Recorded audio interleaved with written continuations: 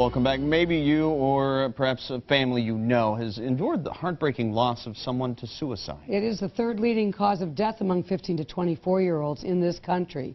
It is complicated and terrifying and leaves those who've encountered it feeling lost. Joyce Garbasiak is on assignment tonight with the story of a woman who felt that profound despair and how she battled back.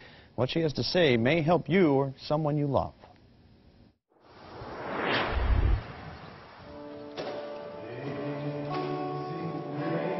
On a recent Sunday,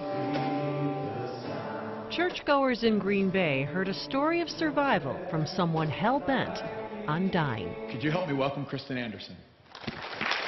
Kristen Anderson tells the crowd her story, her happy childhood, her stable, loving home, her friends. But it all started to unravel in her teenage years. 4 of her friends died, one of them to suicide. On top of that, I also lost my grandmother. I was raped, and I was being stalked by 2 young men. She tried to deal with it all on her own. Nobody knew that I had been raped. Nobody knew how deeply my friends' deaths were affecting me, but I was really starting to struggle. Seeing the change, her parents had her see a counselor, but nothing seemed to help. As a parent, you know, we're here to protect our kids, and when something happens like this, it's so devastating. It all came to a head January 2nd, 2000. Kristen, 17 at the time, sat alone that night in the park near her home. So broken and disillusioned and just empty and hurt. When she heard a train approach on some tracks nearby, she walked toward it. Right before the train got to me is when I made the impulsive decision to lay down on the track.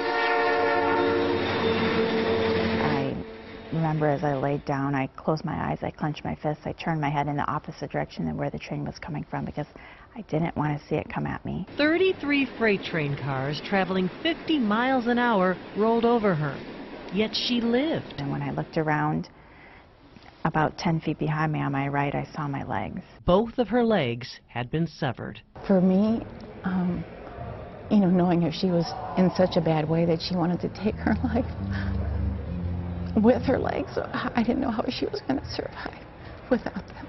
In that moment, in the worst pain of my life, crying harder than I'd ever cried in my life, I felt a peace just cover me. And I started to hear the song Amazing Grace play over and over in my mind. She did survive, and she credits a renewed faith with saving her.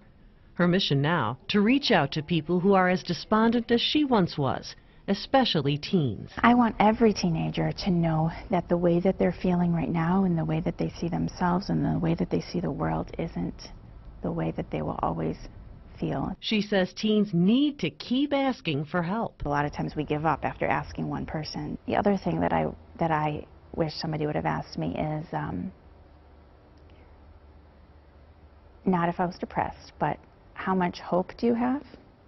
Because I could have not said I was in depression because I didn't know it. I didn't understand the signs. She also advises parents to tell their kids about the times they've struggled. Like with my mom, I always thought she was perfect. And I never wanted to tell her about my life because I didn't want to disappoint her or feel less than her even. Life can change for the better.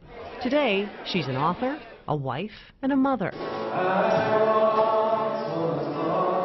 She wants to share what she's learned. We have to find happiness and joy where we are with what we have. To be clear, Anderson struggled for years after her attempt, spending time in psychiatric care and on various medications. So it did take some time for her to get better. Craig, she credits a renewed faith in God as the biggest source of help. Quite a journey and an inspiration to others as time goes by here. With what she went through, what kind of a role does that play with her children? Well, she is the stepmother to a 14-year-old and a 12-year-old, and her youngest is almost 3. And she says there are certain things she tries to ask the older kids to make sure they're okay. We'll hear more of that advice in our next half hour. All right, look forward to that. Thanks, Joyce.